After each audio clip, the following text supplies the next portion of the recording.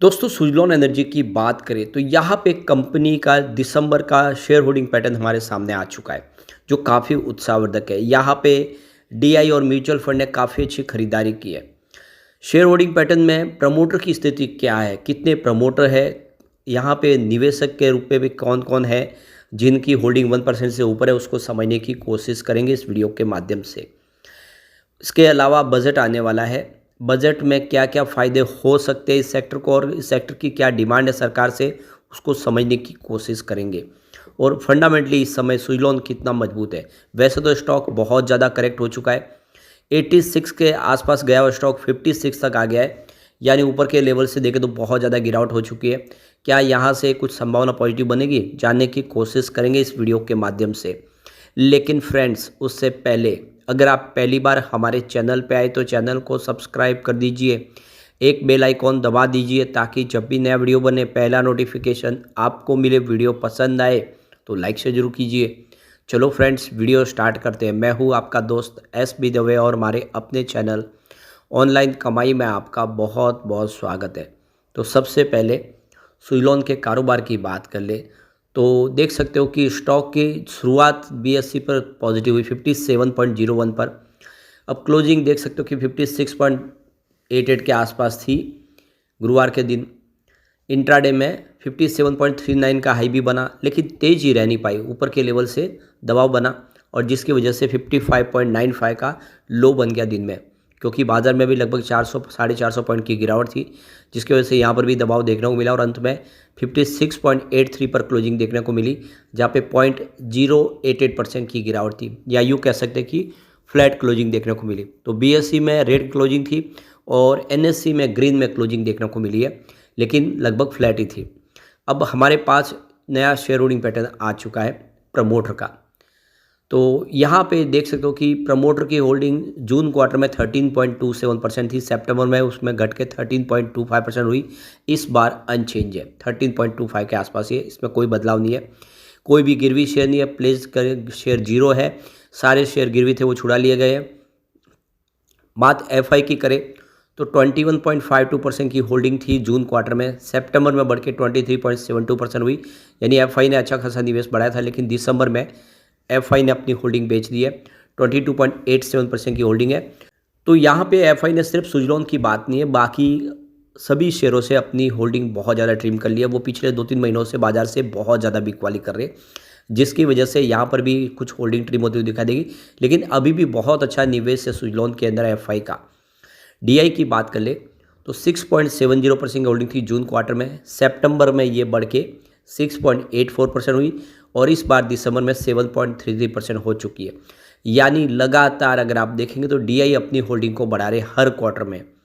बात mutual fund की कर ले, 4.82% की होल्डिंग थी जून क्वार्टर में, सितंबर में ये 4.14% हुई और फिलहाल दिसंबर में 4.44% हो चुकी है। तो म्यूचुअल फंड का निवेश भी लगातार हर क्वार्टर में आपको बढ़ता हुआ दिखाई देगा। जनरल पब्लिक की बात कर ले तो 58.51% की होल्डिंग थी जून क्वार्टर में, सितंबर 56.19% हुई, फिलहाल 56.55% की होल्डिंग है। तो यहाँ पे देखो कि हल्की सी होल्डिंग रिटेल इन्वेस्टर की भी बढ़ गई है। तो यहाँ पे देखो कि होल्डिंग्स किसी की ट्रिम हुई है सिर्फ, तो वो आप देखो कि एफआईआई की, एफपीआई की है और उनकी संख्या में भी कमी आई है। देख सकते हो कि पहले वो 748 थे, इस बार घट के वो 720 पर आ गए, तो कुछ एफआई की संख्या घट चुकी है। म्यूचुअल फंड की होल्डिंग इंक्रीज हुई है और म्यूचुअल फंड की संख्या में बदलाव नहीं है, वो 28 है जो अभी भी है, उसमें अनचेंज है। प्रमोटर होल्डिंग में देखें सबसे पहले तो यहाँ पे इंडिविजुअल हिंदू अनडिवाइडेड फैमिली 5.43% की होल्डिंग है, जिसमें अब आप देख सकते हो कि अलग से यहाँ पे रमाबेन उका भाई की 3.47% की बड़ी होल्डिंग है। गिरीश आर तांती की 0.73% की होल्डिंग है। विनोद आर तांती एज कर्ता ऑफ रणछोड़ भाई रामजी भाई HUF 0.39% की होल्डिंग है।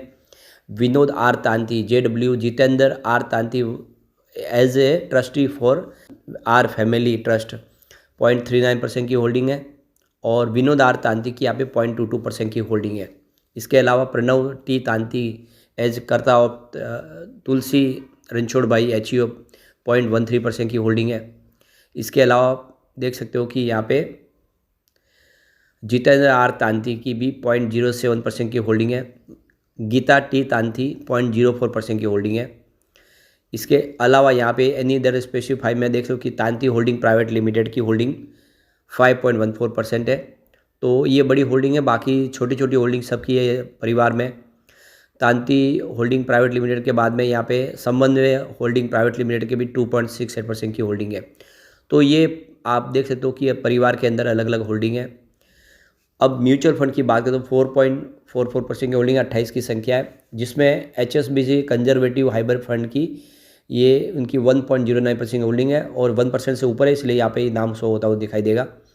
फॉरेन पोर्टफोलियो इन्वेस्टर कैटेगरी 1 में 21.03% की होल्डिंग है, जिसमें Vanguard total international stock index fund की 1.21% की होल्डिंग है और Vanguard emerging market stock index fund A share की 1.11% की होल्डिंग है। फॉरेन पोर्टफोलियो इन्वेस्टर कैटेगरी 2 में 0.94% की होल्डिंग है और उनकी 37 की संख्या है और अदर फॉरेन इंस्टीट्यूशन की 0.90% की होल्डिंग है। फॉरेन इंस्टीट्यूशन इन्वेस्टर की 0.90 होल्डिंग है। इसके अलावा बैंक्स की यहाँ पे 1.98% की होल्डिंग है और 10 संख्या है बैंकों की। इसके अलावा इंश्योरेंस कंपनी की बात करें तो 2.18% की होल्डिंग है और 16 की संख्या इनकी। LIC की बात करें, LIC ने 1.03% का निवेश किया हुआ है, यानी LIC भी 1% से ऊपर है, इसलिए यहाँ पे आपको नाम शो होता हुआ दिखाई देगा। अब यहाँ पे सबसे जो बड़ी बात निकल के आ रही है कि आखिर स्टॉक का इस समय सस्ता कितना और महंगा कितना है अपनी पेयर कंपनियों की तुलना में।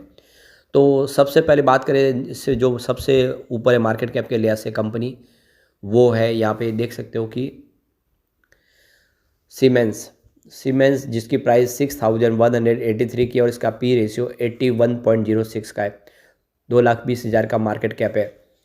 उसके बाद ABB जिसकी 6527 की प्राइस है, 81 का इसका भी देख लो कि पी रेशियो है, वो 1,38,323 का मार्केट कैप है।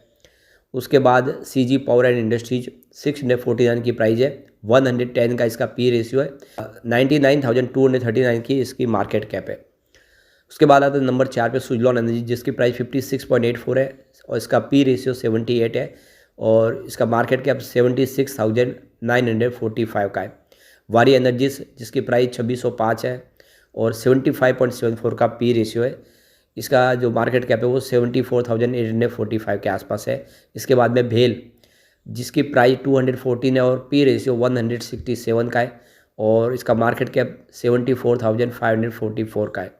हिटाची एनर्जी जिसकी प्राइस 12,917 का है और पी रेशियो 274 का है और मार्केट कैप इसका 54,744 का है। तो ये क्लियरली आप देख सकते हो कि इस लिस्ट में बहुत सारी कंपनियों का पी रेशियो 3 डिजिट में है और सुजलॉन से काफ़ी महंगा है। यहाँ पे सुजलॉन से अगर कोई सस्ता शेयर है तो वो सिर्फ वारी एनर्जीज है जिसमें थोड़ा सा फ़र्क है, ये 78 का और वो 75 है। बाकी ओवरऑल जितनी कंपनियाँ हैं उनके पी रेशियो 100 से ऊपर है और उनकी प्राइस लगातार बढ़ रही है। इस हिसाब से कह सकते हैं कि सुजलॉन वाकई में स्टॉक इस समय सस्ता है। अब यहाँ पे जो सबसे बड़ी बात है कि 1 फरवरी को हमारा बजट आएगा।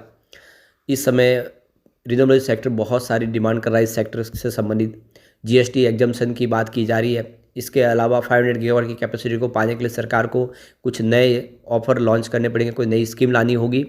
इसके अलावा जो दूसरी और टैक्स में राहत देनी होगी, मेक इन इंडिया के तहत प्रोडक्ट बनाने के सरकार को इंसेंटिव देना होगा। ये सारी डिमांड है। अब सरकार कौन सी डिमांड पूरी करती है ये आने वाला वक्त बताएगा और यहाँ पे इस सेक्टर के लिए जो चैलेंजेस है उसको भी किस तरह से कम किया जाए उसके लिए भी सरकार से डिमांड की जा रही है। तो इसके लिए हमें इस बजट का इंतज़ार करना होगा। लेकिन फ्रेंड्स, कोई भी इन्वेस्टमेंट करने से पहले अपने फाइनेंशियल एडवाइज़र से एडवाइस ले ले या अपना खुद का रिसर्च करें, क्योंकि मैंने वीडियो आपके एजुकेशनल पर्पज़ के लिए ही बनाया। वीडियो पसंद आए तो लाइक से ज़रूर कीजिए और चैनल को सब्सक्राइब कर दीजिए। Thank you friends.